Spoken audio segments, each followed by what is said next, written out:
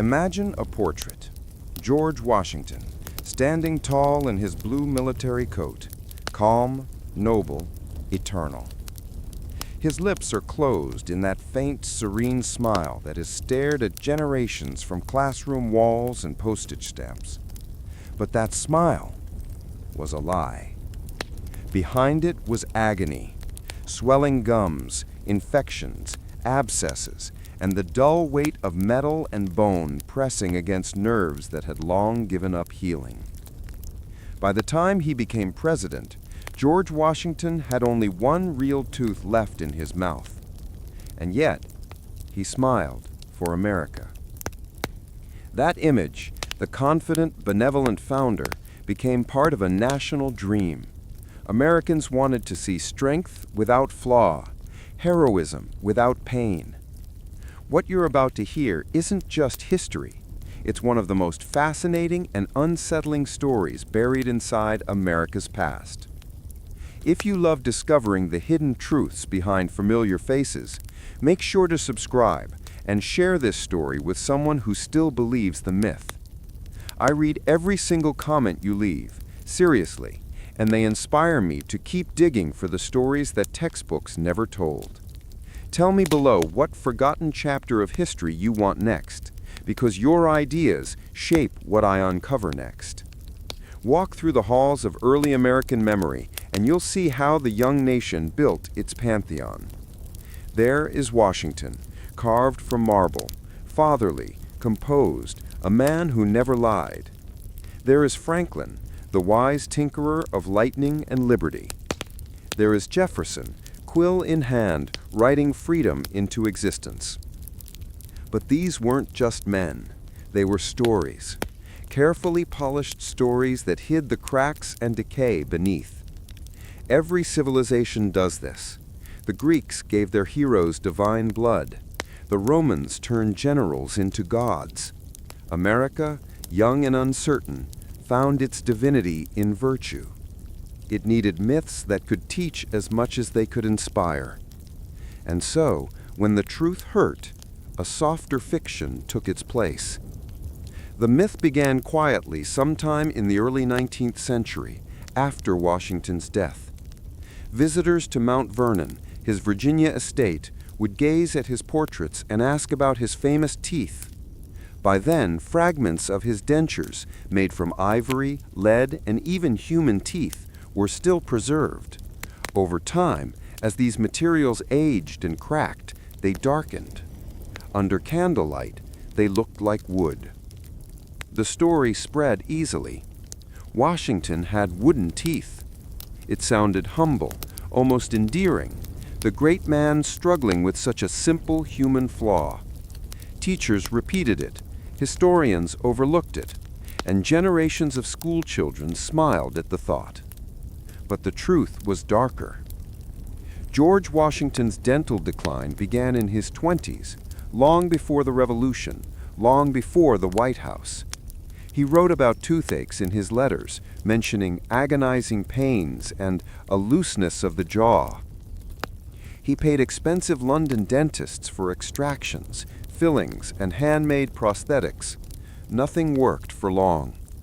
By his 40s, his mouth was a battlefield of infection. He resorted to crude solutions, wire springs, metal clamps, and ivory plates carved from the tusks of elephants and hippopotamuses. The dentures were heavy, awkward, and brutally tight.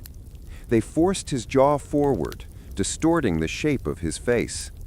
His portraits, painted with care by artists like Gilbert Stuart, subtly reveal it, the swollen jawline, the tightly closed lips hiding the mechanical nightmare beneath.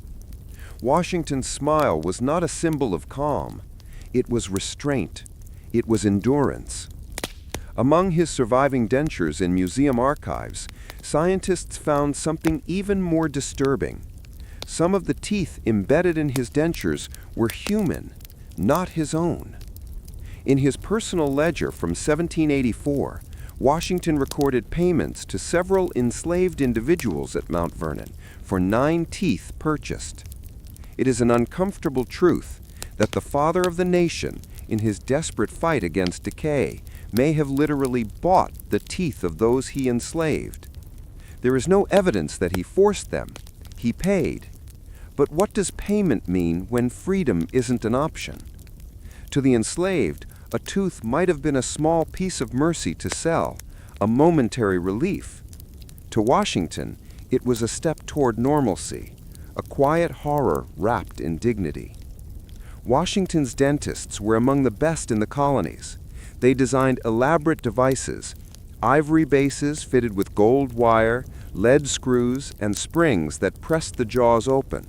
The top and bottom plates had to be bound together by tension, forcing constant pressure on the gums. Speaking and eating were painful. Smiling was a feat. He often carried pliers and dental wax, adjusting the fit himself when traveling. Contemporaries noted his soft speech, partly a reflection of his reserved personality, but also a mechanical necessity. Loud talking risked loosening the dentures. Imagine the irony, the most public man in the new republic, silenced by his own false teeth.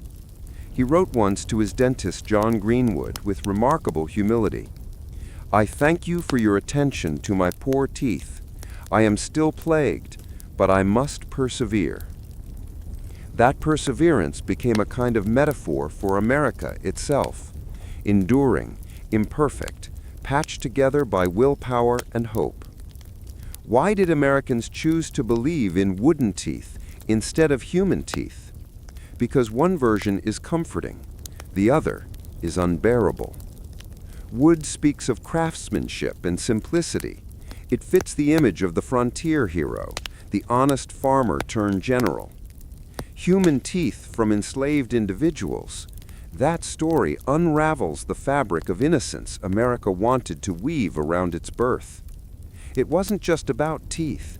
It was about moral hygiene, the need to scrub away the stains that might disfigure the nation's founding myth. So the story changed.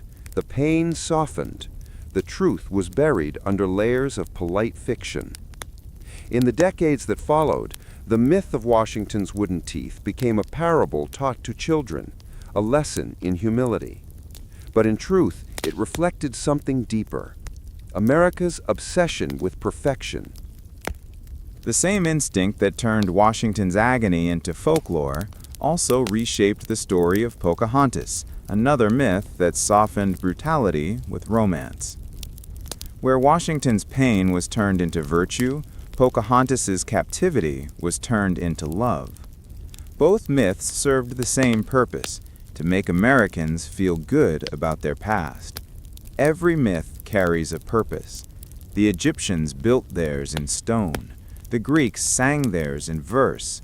America wrote hers in textbooks. When the young republic sought moral clarity, it sculpted its founders into saints. The wooden teeth myth wasn't ignorance, it was a choice to value virtue over vulnerability. It's easier to worship a flawless father than to accept a suffering man. And yet the truth, with all its pain, makes him more human, not less. Washington, the man who could barely chew, who endured humiliation and pain, who smiled through agony to appear composed, that Washington is far more heroic than the marble one. He didn't need wooden teeth to prove his strength. His endurance was enough. Now look closer. See the tightness in his jaw, the strain in his eyes, the shadow of fatigue behind the formality. This was not just the father of a country. He was a man who bled, who ached, who endured silently while others wrote his myth. The myth remains because it comforts. The truth endures because it matters. As America grew, it would continue to shape its past this way, sanding rough edges, repainting truths, turning pain into virtue. Washington's dentures remind us that even the most honorable stories hide quiet suffering. The real Washington didn't have wooden teeth. He had the courage to carry pain with dignity. And maybe that's the real story worth telling. Before marble turned him to myth, George Washington was a man of flesh and weakness. He towered above others, broad-shouldered, commanding, every inch the leader his country needed. Yet beneath that perfect composure was a body betraying him from a young age. By his mid-20s, long before he became commander-in-chief, Washington began losing his teeth, one by one. Painful extractions, bleeding gums, infections that throbbed through the jaw, they followed him like an unshakable curse. The future president of the United States was, quite literally, falling apart.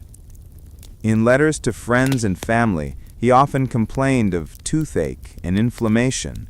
His personal diaries, otherwise dry and restrained, include passing mentions of bleeding, looseness, and ache unbearable. By his 40s, Washington had just a handful of teeth left. By the time he took the oath of office in 1789, only one remained. A single tooth, a fragile survivor in a collapsing empire of bone. Pain shapes behavior, and Washington's silence, his famous calm, was no exception. He was not naturally quiet. His youth was filled with temper and pride. But decades of dental torment forced him inward. Public speaking became effortful. Chewing required concentration. Even simple laughter risked dislodging the delicate machinery that filled his mouth. His dentures were marvels of 18th century craftsmanship and torture devices by modern standards. Constructed from hippopotamus ivory, gold, and lead, they were fitted with coiled metal springs that forced his jaws together. They were brutally heavy, pressing into raw gums, scraping nerves, grinding against fragile bone. They distorted his jawline so badly that artists like Gilbert Stuart, when painting Washington's portrait, had to prop his mouth closed just to achieve the illusion of calm.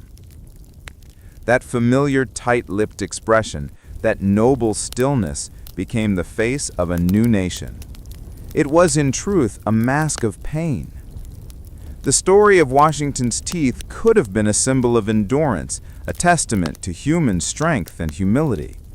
But instead, America rewrote it. By the 1820s, decades after his death, schoolbooks and local tales began to circulate a gentler version. George Washington had wooden teeth. A tidy, almost charming myth. No blood, no pain, no human teeth from enslaved people, just wood, the simplest and most innocent of materials. It was a lie that comforted. Wood was humble, patriotic, earthy, a material of pioneers and carpenters. It made Washington relatable, approachable, a good-natured father figure, rather than a man haunted by medical horror. But it also erased something, the darker, more human truth of who he was and what his country was built upon. Among the surviving sets of Washington's dentures preserved in museums today, researchers discovered something shocking. Some teeth were human. Not carved, not sculpted, real. Taken from other people's mouths and wired into ivory bases to restore a hero's smile. One entry in Washington's 1784 Mount Vernon ledger records payments to several enslaved individuals for 9 teeth purchased. It is a line item so brief it almost disappears between routine expenses, candles, cloth, supplies, but it carries unbearable weight. Did he understand the symbolism? Did he know that his dignity was being rebuilt from the mouths of those denied their own freedom? We cannot say. Washington was not a monster nor a saint, just a man molded by his age and its blind spots. He paid them, but payment under slavery is an illusion of consent. The transaction was not fair, it was survival, an exchange between power and desperation. And yet, those teeth, small fragments of other lives, became part of the mouth that spoke the oath of a nation. Perhaps that's why Washington valued silence so deeply. It wasn't just his personality, it was necessity. His dentures made speaking difficult, painful, even humiliating at times. Contemporaries often described him as reserved, measured, deliberate. But those were polite euphemisms for a man who simply couldn't open his mouth freely. His voice, when recorded in contemporary letters, was said to be soft and low. He avoided unnecessary conversation. He smiled without showing teeth. Even in moments of victory, the surrender at Yorktown, the signing of the Constitution, his composure seemed almost superhuman. It wasn't superhuman. It was self-protection. Imagine the irony. The man who gave his country its first words of independence struggled to speak without pain. The man who embodied freedom wore the fragments of bondage in his mouth. As the young republic grew, so too did its need for perfect heroes. Washington's flaws, his temper, his illnesses, his human contradictions began to fade from public memory. By the mid-19th century, he had become marble, unmoving, impeccable, beyond question. The myth of the wooden teeth fit that vision beautifully. It humanized him just enough to seem real, but not enough to make people uncomfortable. It turned physical suffering into a quaint anecdote. It erased the uglier realities of slavery, medical desperation, and human decay. The myth spread through textbooks, parades, children's primers, and patriotic speeches. It became not just an error, but a comfort. To correct it would mean reopening wounds that Americans weren't ready to face. When the truth resurfaced in the 20th century, through careful museum work and dental analysis, it caused quiet unease. Americans didn't want to picture Washington that way, bleeding, grimacing, dependent on the teeth of the enslaved. It didn't fit the image of national virtue. But that discomfort is revealing. Every nation hides its pain behind beauty. Every myth, at its core, is an effort to make suffering palatable. Washington's dentures are not just relics of dentistry, they are relics of denial. They tell a story about how America chooses to remember itself. Always heroic, rarely human. Washington's relationship with his dentist, John Greenwood, reads like a correspondence between two craftsmen building a machine of endurance. He wrote letters of gratitude, even humor. "I thank you for your attention to my poor teeth. They are much as they have been, troublesome." Greenwood, patient and precise, adjusted Washington's dentures repeatedly, refining the gold wires, reshaping ivory bases, polishing, tightening. It was a kind of mechanical partnership in pursuit of dignity. And yet, no matter how advanced the design, the pain never left him. There were days when he couldn't eat in public, when dinner guests noticed him quietly cutting his food into tiny pieces. At official receptions, his lips barely moved as he greeted visitors. His handshake, firm and reassuring, carried the energy his mouth could not. The myth of the silent, stoic Washington began right there, born not from divine restraint, but physical necessity. The human mouth is unforgiving. Without natural teeth, the jawbone begins to erode. Dentures, no matter how expertly fitted, rub against soft tissue, creating ulcers that never fully heal. Washington lived through this agony daily. He endured the blood and the taste of metal. He spoke carefully, often pressing his tongue against ivory to stop a lisp. He smiled rarely, because every smile cost him. And still, he stood before armies. He gave orders. He signed the documents that defined the nation. When you see the portraits now, the serene eyes, the composed mouth, understand what you're looking at. Not perfection, persistence. By the time the myth of the wooden teeth was fully cemented in American culture, it had already served its purpose. It turned an image of decay into one of virtue. It told a story not about reality, but about what Americans wanted to believe, that their founding father was simple, humble, wholesome, carved from the same moral wood as the nation itself. But the truth, though, is more instructive. Washington's suffering did not make him less noble, it made him real. And the fact that his dentures may have contained the teeth of enslaved people, as disturbing as that is, reveals the contradictions America was built upon.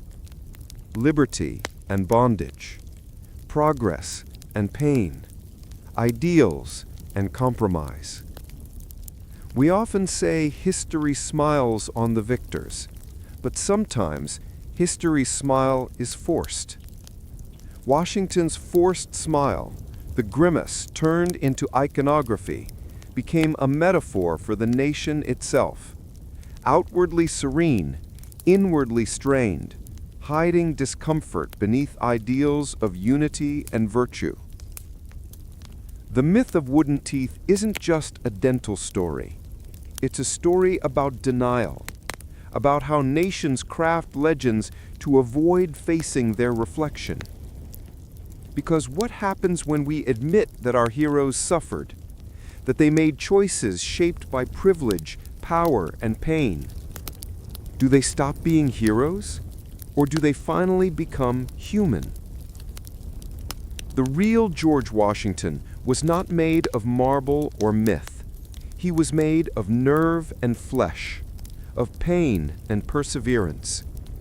He bore his suffering quietly because he believed leadership demanded composure, not complaint. When his teeth failed, he didn't retreat. He adapted. He endured humiliation and discomfort for decades while the world expected perfection.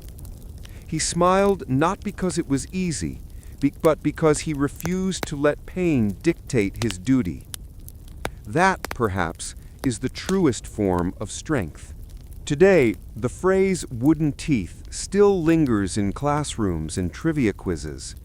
It's harmless, people say, just an old tale. But myths have meaning. They tell us what we fear to face.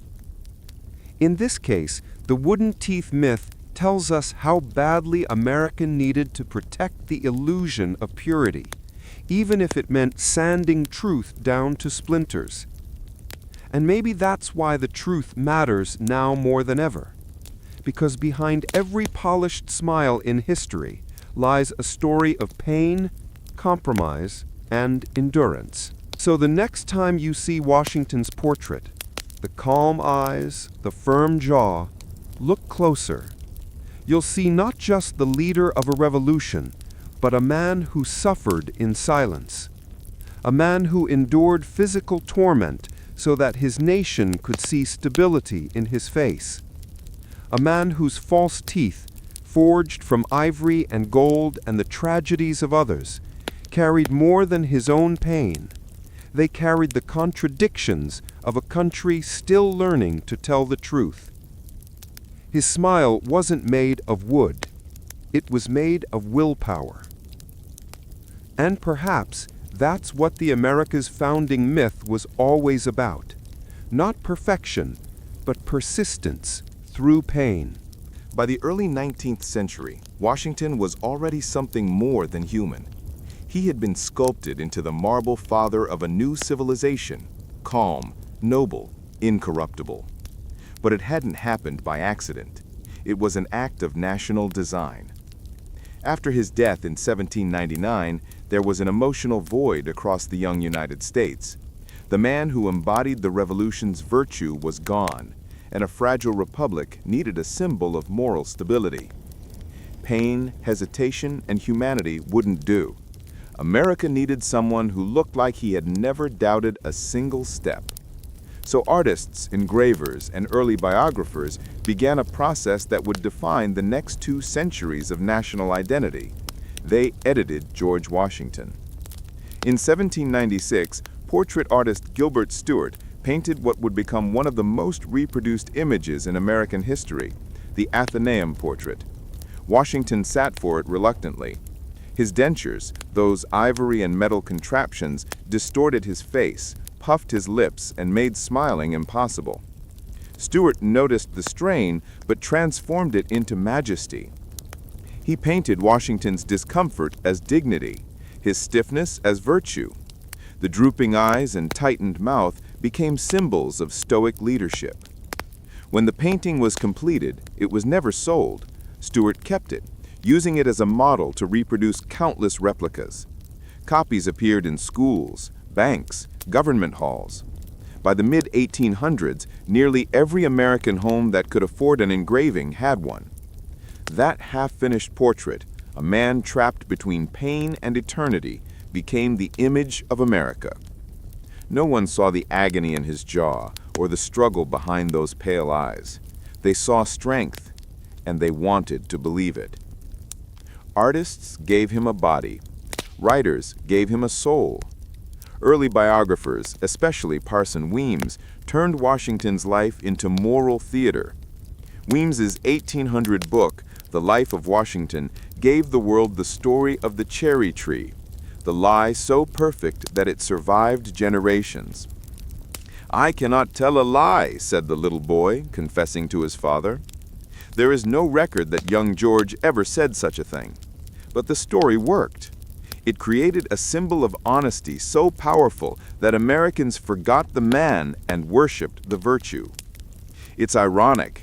Washington, whose mouth was full of false teeth, became the eternal emblem of truth. Weems wasn't interested in realism. He was building scripture. To him, the new nation needed not a biography, but a gospel of behavior. Washington's pain, awkwardness, or contradictions didn't fit. They were quietly omitted. In their place grew the myth of a perfect man, a being without appetite, weakness, or error, a marble god walking among mortals. When the Washington Monument was conceived in the 1830s, it was not built to honor a human being. It was built to honor an idea. A pure white obelisk rising 550 feet above the Capitol, smooth, unbroken, flawless. It had no interior images, no human likeness carved within, only empty space and light. It was meant to represent Washington's virtue, eternal, cold, and untouched by decay. The irony is breathtaking. Inside, there was no reminder of the man who bled, who ached, who wrote letters about his missing teeth or his struggle to eat. Instead, the monument sealed away his pain forever. The real Washington, the imperfect one, had disappeared. The nation didn't want him anymore. They wanted the monument. Because monuments, unlike men, never change their minds. The 19th century was obsessed with immortality, not the kind promised by religion, but by memory. If you could fix a person's image in marble, canvas, or coin, you could preserve their virtue forever.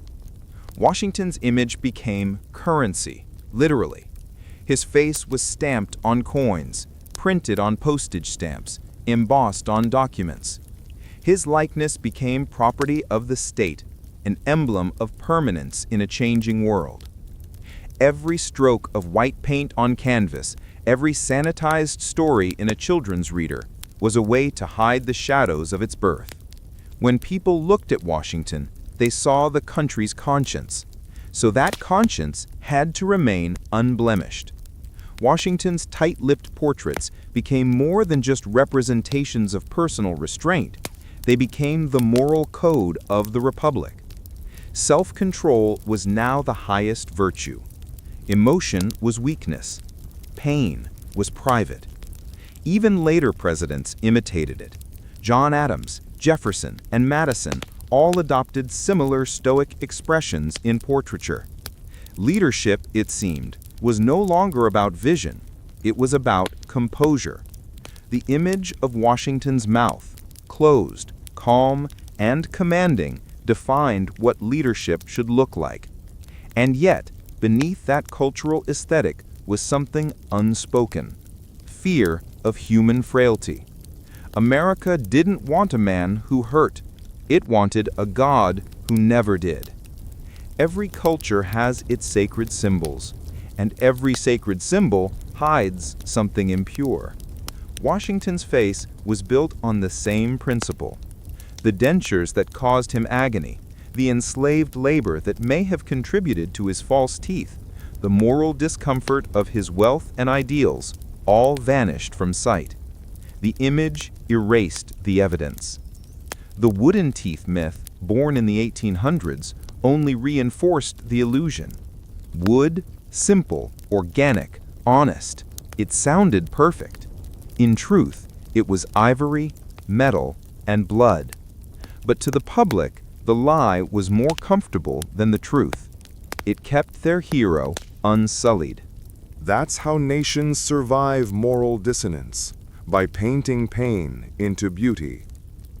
Artists of the early republic played a profound, often unconscious role in shaping this illusion. They were not lying out of malice. They were serving a need. America, after all, was fragile. It had survived revolution, uncertainty, and internal division. It needed symbols of unity. And Washington's face became the visual glue of the new identity. From Charles Wilson Peale to Rembrandt Peale, painters repeated the same pattern. The straight posture, the distant gaze, the calm mouth. They replaced flesh with faith.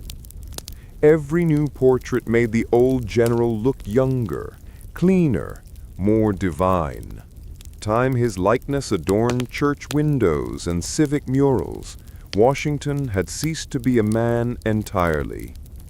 He was now a national saint, the martyr of moderation. Ironically, his immortality was built on the instrument of commerce, the very system his life had tried to balance between virtue and greed. Now his image presided over every exchange of money, every symbol of power. The smile that once hid pain became the face of profit. The man who feared corruption became the face of capitalism. History, it seems, has a sense of irony sharper than satire. By the late 19th century, the American public had perfected the art of myth-making. They had elevated Washington into eternity and were ready to anoint another figure to tell a softer story about a harsher truth. That next figure would be a native girl, young, innocent, and tragic. Her name was Pocahontas. Like Washington, she too would be sculpted, painted, and rewritten. Her suffering would be turned into grace, her captivity into romance. And just like Washington's teeth, her story would be polished until the pain disappeared, leaving only a legend America could love. The bridge between them is not coincidence. Both myths serve the same purpose, to hide the cost of empire behind the illusion of virtue. Today, when we look at Washington's face on currency, statues, and murals, we're not seeing history.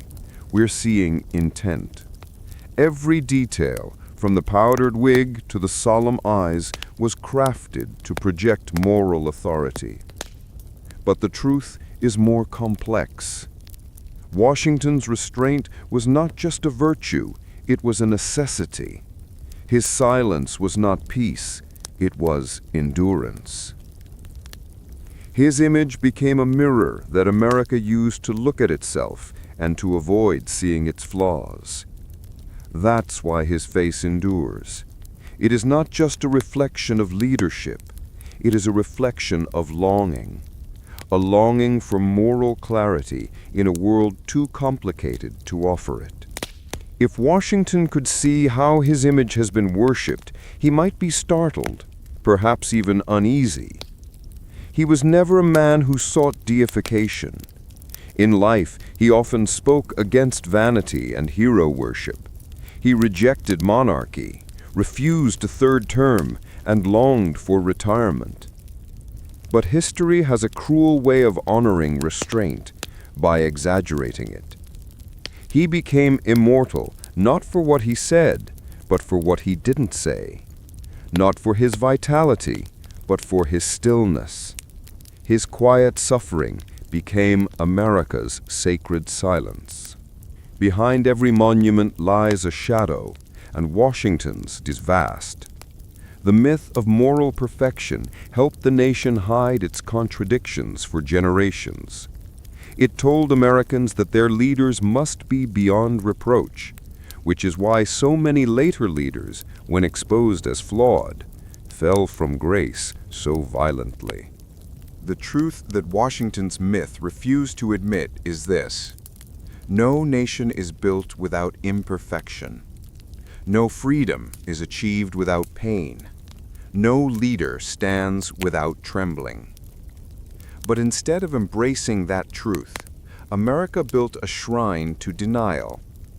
What Washington's image gained in endurance, it lost in humanity.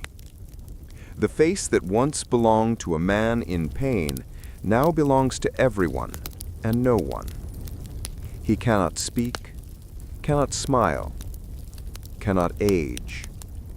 His jaw, once disfigured by dental misery, now rests forever smooth in marble. His eyes, once bloodshot with sleepless nights, now stare blankly from currency and classroom walls. He has become eternal, but at the cost of truth. George Washington's mouth was once a site of agony. Now it is a national symbol, silent, eternal, and unbroken. In that transformation lies the story of America itself, a country that turns pain into pride, truth into legend, and men into monuments.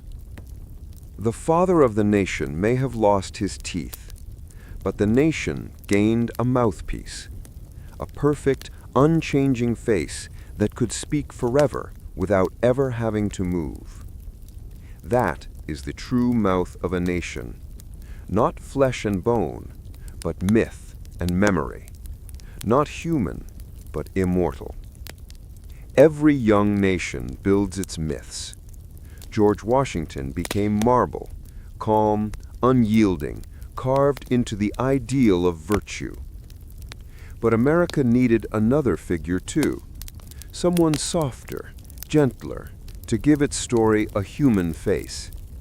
And so, across centuries of retelling, another image was painted, not of a soldier or a statesman, but of a girl. Barefoot, curious and smiling, she was said to have bridged two worlds with love alone. They called her Pocahontas, the Indian princess who saved the white man's life. But like Washington's perfect composure, her story was sculpted by others, polished until pain became beauty and captivity became grace. Behind the legend was a real child, a frightened teenager caught in the machinery of empire. Her true story is not one of romance, but of survival. Before she became Pocahontas, she was Matoaka, born around 1596 in the lush forests of Tsunakomaka, the Powhatan Confederacy, a vast network of Algonquian-speaking tribes along the rivers of what is now Virginia. Her father, Wahun Senakawa, known to the English as Chief Powhatan, ruled over 30 tribes. He was powerful, cautious, and already wary of the pale-faced newcomers who arrived in 1607 and built their wooden fort on the edge of the James River. The child who would become a myth grew up among tall pines and tidal creeks, running freely with other children, learning to gather food, tend fires, and listen to the rhythms of the forest. She was curious and bold. Pocahontas was a nickname meaning the playful one. When English ships appeared, Matoaka was perhaps 10 or 11 years old. She would have heard her father's warnings. These strangers came hungry for land and metal. but she was too young to understand that their arrival would destroy everything she knew. The Englishmen were starving, desperate, and dying. They had built Jamestown on a swamp, and disease claimed dozens every month. Among them was Captain John Smith, a soldier of fortune with a flair for storytelling. In Smith's later writings, he claimed that one day, after being captured by Powhatan warriors, he was brought before the chief and prepared for execution. Just as his head was about to be crushed by a stone club, a young girl, Pocahontas, threw herself upon him, saving his life. It was a dramatic story. It was also almost certainly untrue. Smith wrote it years later, after Pocahontas was already famous in England, and long before any witnesses were alive. Most historians believe it was not an execution at all, but a ceremonial adoption, a ritual Smith misunderstood. In Powhatan custom, such ceremonies symbolized renewal and kinship, not death. But the English world loved a good fable, a wild girl saving a white man through compassion and innocence. It fit neatly into the European fantasy of the noble savage. It made colonization sound like destiny rather than invasion.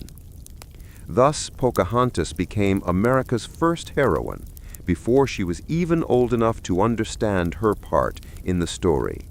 For several years, Pocahontas disappeared from English accounts. During that time, the relationship between her people and the settlers collapsed. Jamestown expanded, fields were burned, hostages were taken. By 1613, Pocahontas, then around 16 or 17, was captured by the English in a raid led by Captain Samuel Argyle. She was taken as a bargaining tool, a way to force her father to release English prisoners and return stolen weapons. But Powhatan delayed. The girl remained in captivity for more than a year.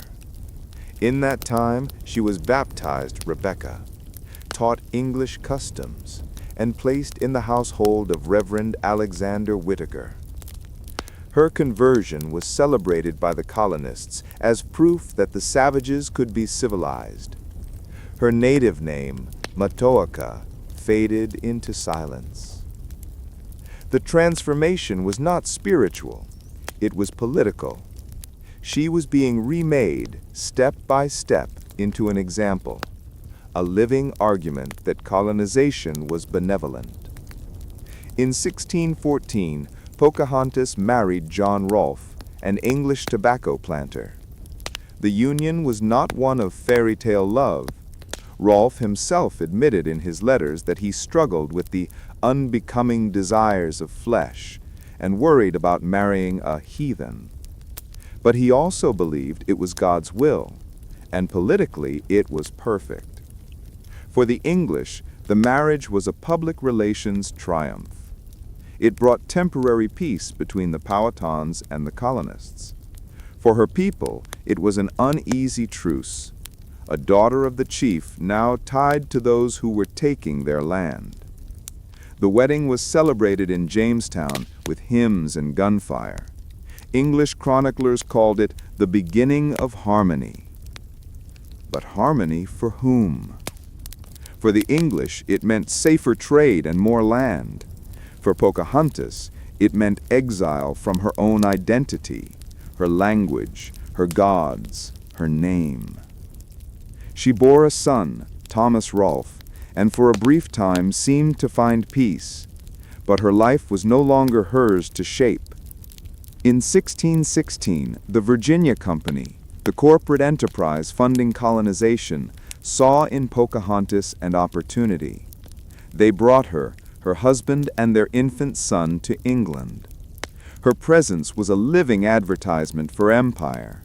If a savage princess could be transformed into a Christian gentlewoman, surely the new world was ready for civilization and for investors. In London, she was paraded through royal courts and salons. She met nobles, merchants, and eventually King James I himself. They called her Lady Rebecca. She wore silks, pearls, and stiff English collars. But beneath the fine clothing, she remained a stranger, far from her forests, her family, and her name. John Smith, the man she supposedly saved, visited her during this time. According to his account, she looked at him coldly and said, "You did promise Powhatan what was yours should be his, and he the like to you. You called him father, being in his land a stranger, and yet you call yourself his child, and here you are a stranger to him." In those few sentences, she stripped the myth bare. She remembered the truth. She knew what had been taken. In March 1617, after months in England, the Rolfe family boarded a ship to return to Virginia, but Pocahontas never made it home. Shortly after setting sail, she fell violently ill, likely from pneumonia or tuberculosis. The ship anchored near Gravesend, a small port on the Thames. She was 21 years old. John Rolfe buried her there, far from the rivers and forests of her birth. Her grave's exact location was never recorded. Only a churchyard plaque remains, bearing the name she was given, not the one she was born with. The company that had paraded her as living proof of England's divine mission continued its colonial enterprise, richer and stronger. Her story had served its purpose. After her death, Pocahontas began her second life, as legend. Painters, poets, and preachers turned her into a Christian martyr, a symbol of peace and interracial harmony. In their hands, she was no longer Matuaka, the Powhatan girl who had been kidnapped and remade.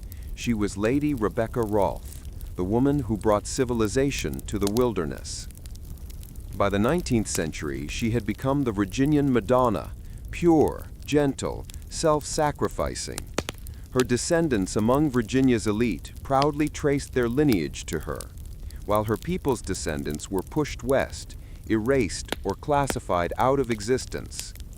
Then came the 20th century, and with it, Hollywood.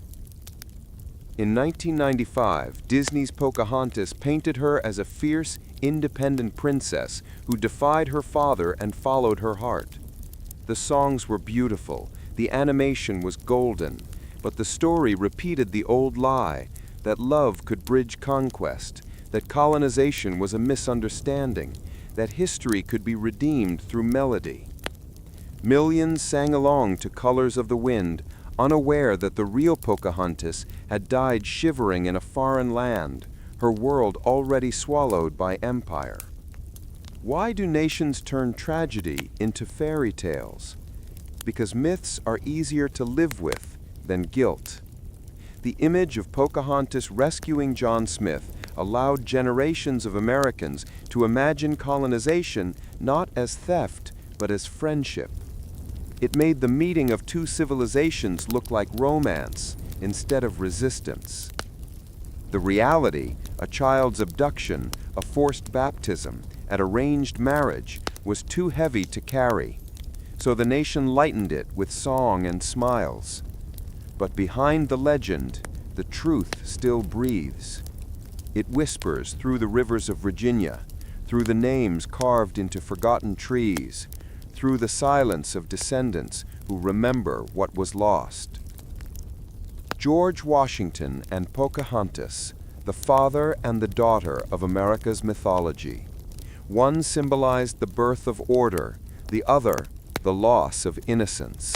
Both were remade by artists and storytellers to comfort a nation built on contradictions. Washington's control became a mask for power. Pocahontas's submission became a metaphor for peace.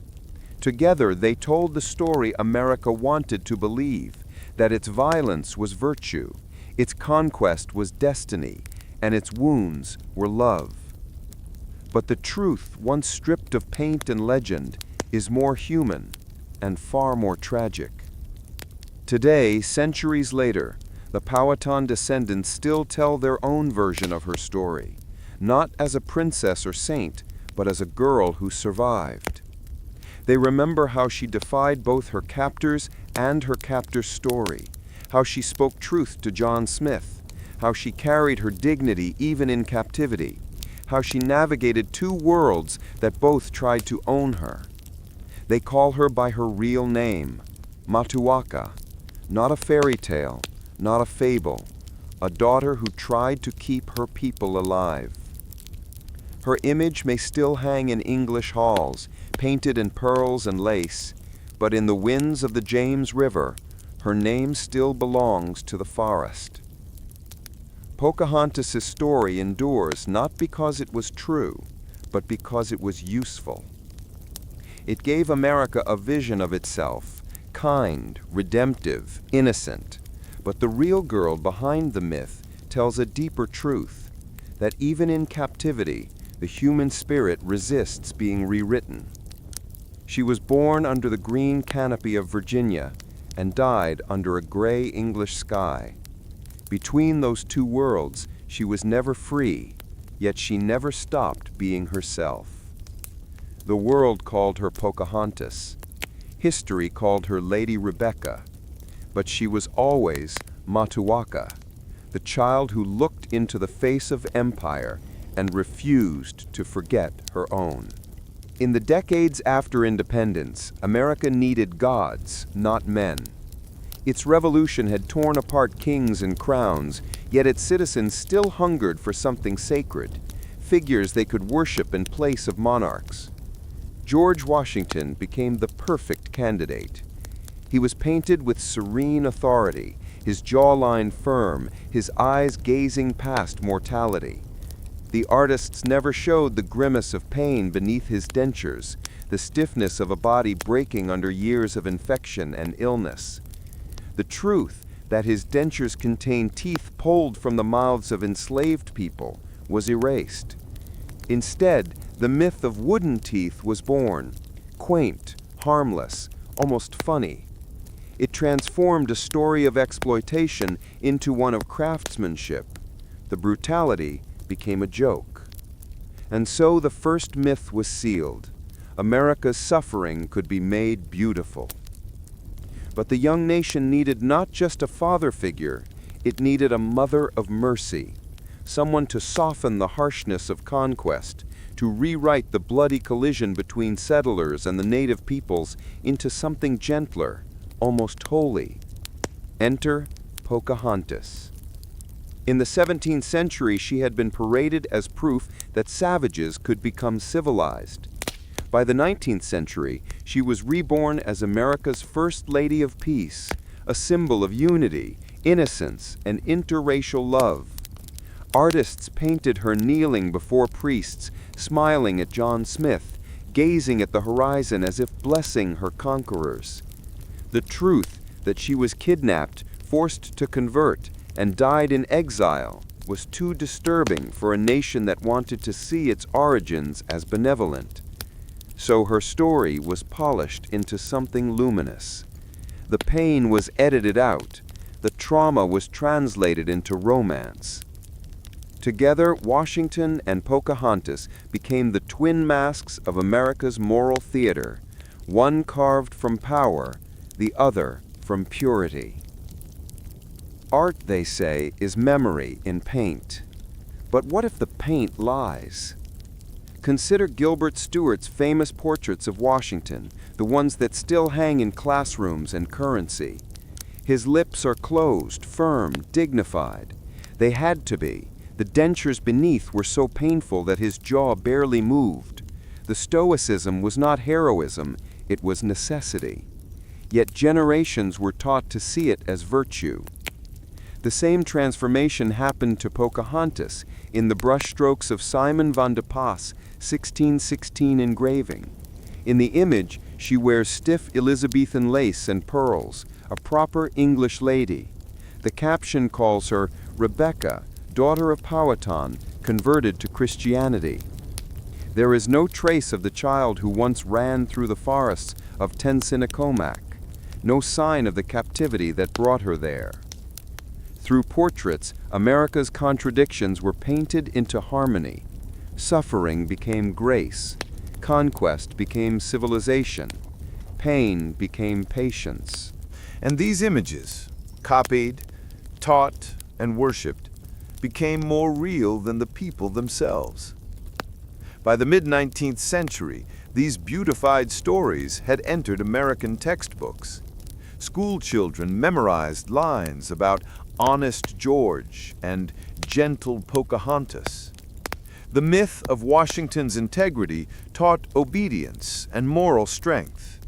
The myth of Pocahontas's compassion taught acceptance and assimilation. Together, they formed the emotional DNA of American education, the belief that virtue came from self-control and that peace was achieved through surrender. Nowhere in those pages was the agony of Washington's enslaved workers who maintained his estates. Nowhere was the voice of the Powhatan people watching their lands vanish beneath European boots. History was rewritten in a soothing rhythm, moral lessons wrapped in sentiment. Every generation inherited the same lullaby. We were brave, we were kind, and everything we took was for a greater good. By the 20th century, these myths had hardened into national identity. When cinema arrived, America's myths found their loudest echo. In the 1930s, films like The Story of Pocahontas and Colonial Virginia showed her as a smiling maiden rescuing John Smith, wide-eyed and grateful, with not a trace of captivity. In the 1950s, documentaries about Washington portrayed him as a demigod who never faltered, never sweated, never doubted. And then came Disney's 1995 Pocahontas, the crown jewel of sanitization. In that lush musical world, colonization was transformed into harmony. The English settlers danced under painted sunsets, and Pocahontas was no longer a hostage. She was an ambassador of love. The song Colors of the Wind captured imaginations across the world, and yet it carried the same old illusion that peace was achieved through individual emotion, not through historical power. What America could not reconcile in history, it healed in fantasy. The nation became a dream factory, not of truth, but of comfort. Every lie demands maintenance. The myths of Washington and Pocahontas did not just hide pain, they required generations of silence to sustain. To keep Washington's image spotless, the stories of the enslaved men and women who worked at Mount Vernon were erased or softened into servants. To preserve Pocahontas's innocence, the violence of colonization was reduced to cultural exchange. It was not just what America forgot, it was what it refused to look at. The suffering was not distant, it was foundational. When Washington smiled through agony, his teeth were literally taken from the mouths of others. When Pocahontas smiled in portraits, it was the smile of someone who could not go home. These were not metaphors, they were facts. And yet the power of myth was stronger than truth. The nation looked at its heroes and said, "We are good. We are chosen." The pain became invisible, and thus eternal. By the time the 20th century reached its middle decades, the two myths had become tools of diplomacy and unity. Washington's honesty was used to promote American integrity during the Cold War. His name attached to schools, cities, and monuments that stood as proof of virtue. Pocahontas became a symbol of racial harmony, her story cited in speeches about progress and peace. But every time these stories were told, their edges were trimmed a little more. The blood in the soil was painted over. The ghosts were evicted from the textbooks. The America that emerged from these retellings was like a marble statue, majestic but lifeless, a republic of symbols, not of people. And yet the real Washington and the real Pocahontas were so much more human and therefore so much more powerful than their myths allowed them to be.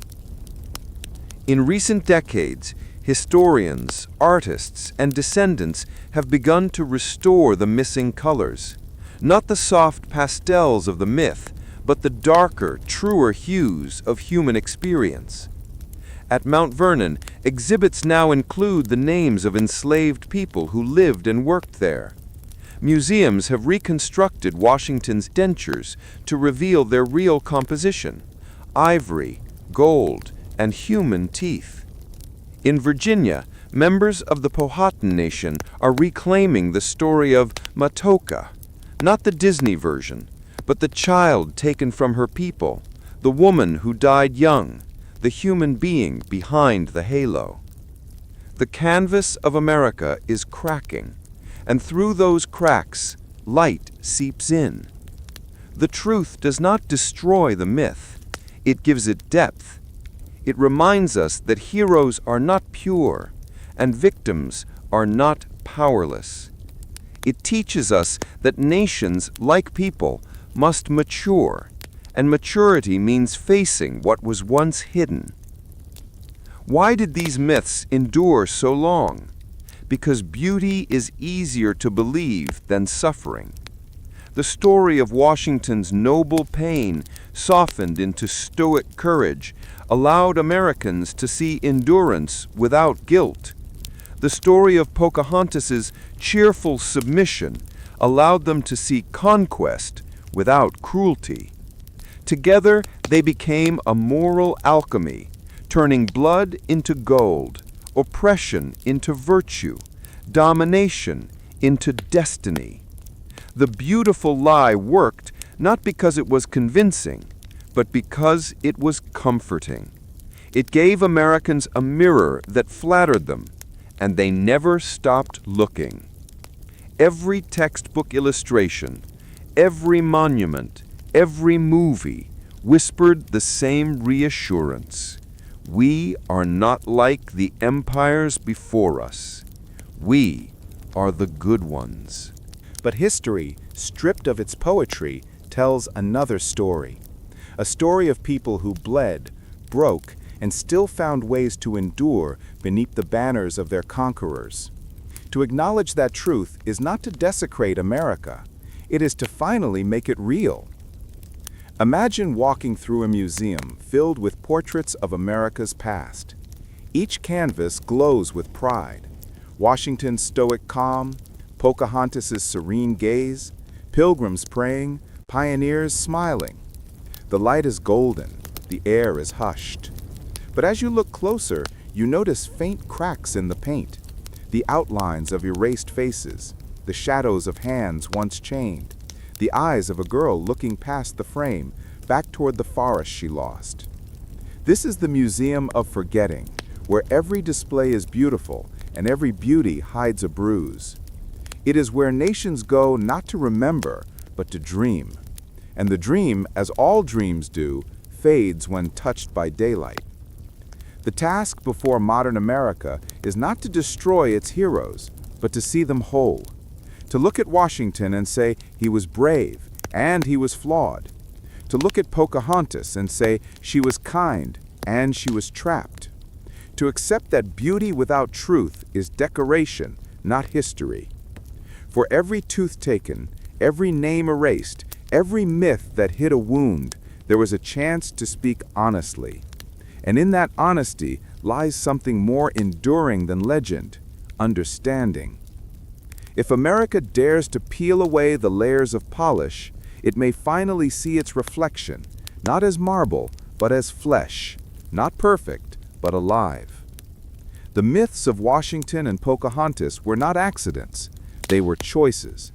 Choices to favor comfort over complexity, illusion over intimacy, beauty over pain.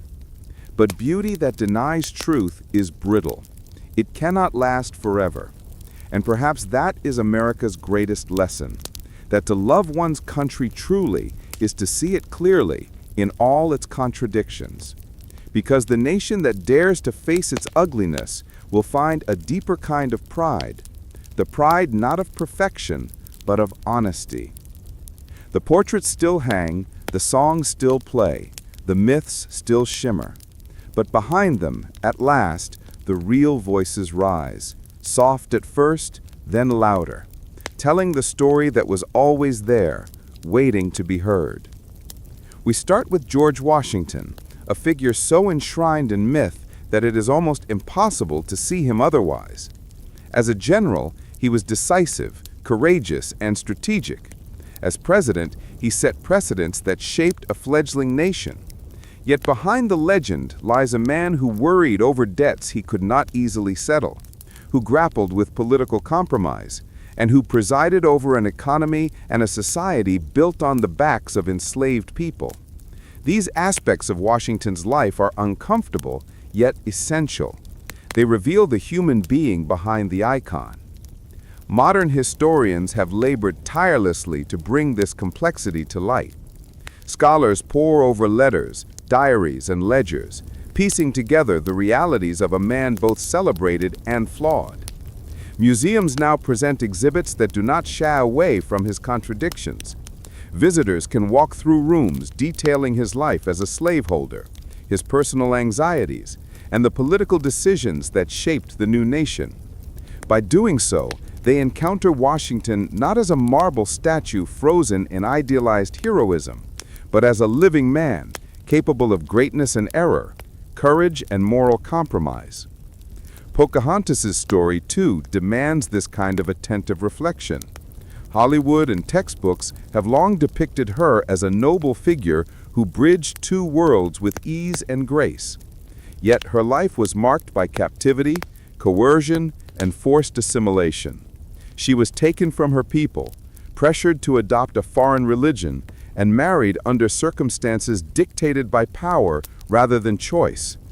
Native historians emphasize that her story is not one of romanticized diplomacy, but of survival under duress, resilience in the face of cultural erasure, and the struggle to maintain a sense of self when the world sought to redefine her entirely. Museums and cultural centers today work to restore her voice. Exhibits focus on her life within the Powhatan community, her challenges under colonial pressures, and her journey to England, where she was treated as a curiosity as much as a diplomat.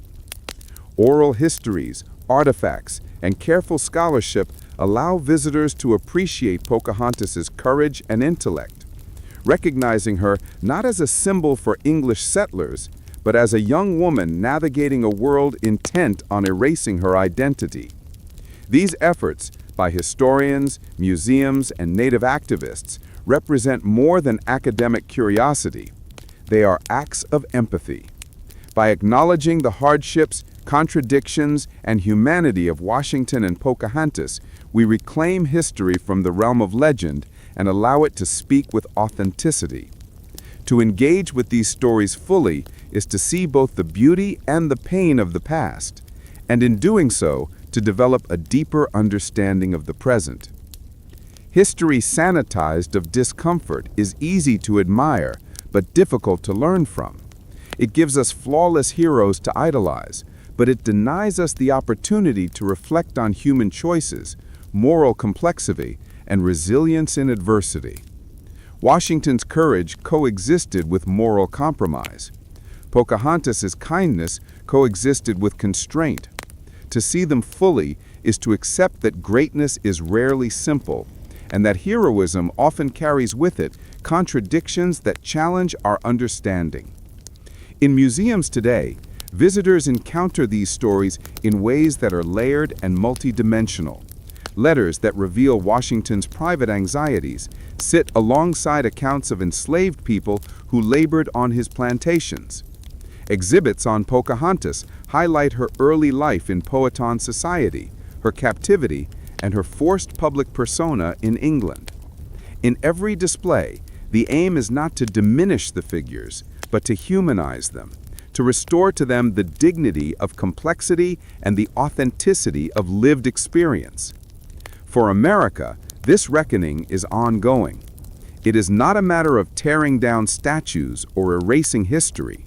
Rather, it is a matter of seeing history whole, acknowledging pain without diminishing courage, and understanding that the past, in all its imperfections, holds lessons that myth cannot convey. Empathy emerges not from the perfection of heroes, but from recognition of their humanity, from grappling with their flaws, and from honoring the lives that intersected with theirs, often lives that history has neglected. Consider the faces themselves. Washington's stern visage, once immortalized in stoic paintings, begins to reveal lines of worry, hesitation, and moral conflict. Pocahontas' serene image, often idealized, begins to show traces of sorrow, resilience, and inner strength forged in the crucible of colonial pressure.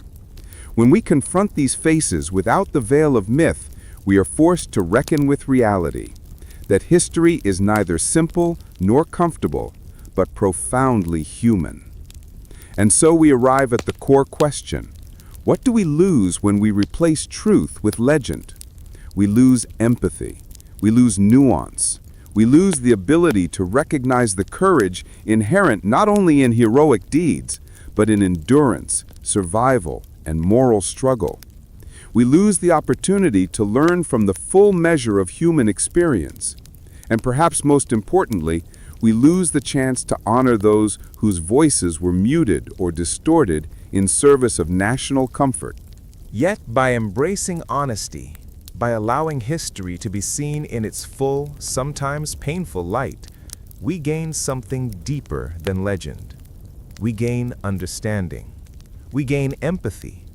We gain the ability to see our nation not as a tableau of flawless heroes and convenient narratives, but as a living tapestry of human lives, marked by courage and failure, hope and suffering, dignity and compromise. In classrooms, historians now teach students not only about Washington's victories, but about the enslaved people whose labor sustained his household and country. They teach not only about Pocahontas' marriage to John Rolfe, but about the cultural devastation wrought upon her people. These lessons are not comfortable. They challenge assumptions. They force reflection. But they also cultivate a form of national pride, rooted not in perfection, but in honesty, resilience, and moral engagement. In classrooms, historians now teach students not only about Washington's victories, but about the enslaved people whose labor sustained his household and country. They teach not only about Pocahontas' marriage to John Rolfe, but about the cultural devastation wrought upon her people.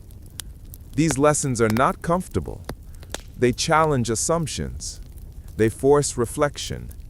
But they also cultivate a form of national pride rooted not in perfection, but in honesty, resilience, and moral engagement.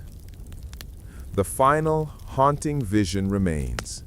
Imagine Washington's stern gaze and Pocahontas' serene expression slowly fading into parchment light.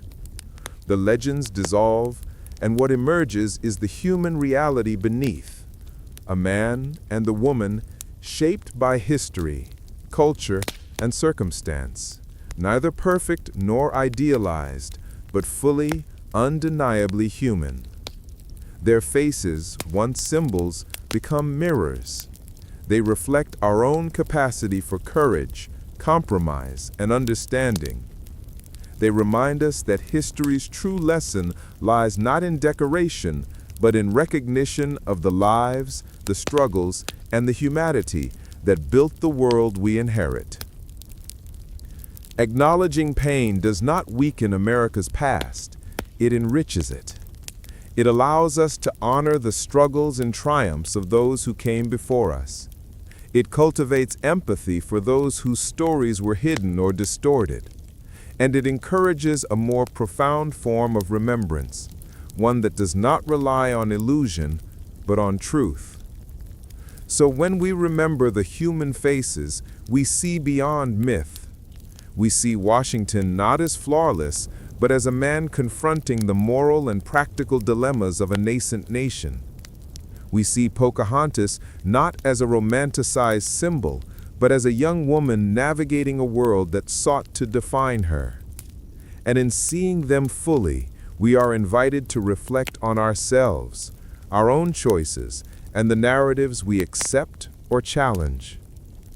History in this light becomes a conversation rather than a monument. It becomes a dialogue between the past and the present, between legend and reality, between image and flesh. The stories of Washington and Pocahontas are no longer simply tales to admire. They are invitations to understand, to question, and to connect. And in this quiet, reflective space, the nation comes to a new kind of reckoning. The myths shimmer and fade, but the human voices endure. Soft at first, then more insistent, they tell stories of courage, struggle, resilience, and empathy. They remind us that history is not a series of static tableaux to be idolized, but a living tapestry of human experience to be acknowledged and remembered. And finally, as the parchment light envelops the two faces, the lesson is clear. To love one's country truly is to see it honestly. Washington and Pocahontas emerge not as icons, but as companions in understanding. A stern gaze and a serene one, reminding us that history's power lies not in myth, but in humanity. To remember the human faces is to reclaim empathy, to honor truth, and to embrace a past that in all its contradictions is undeniably alive.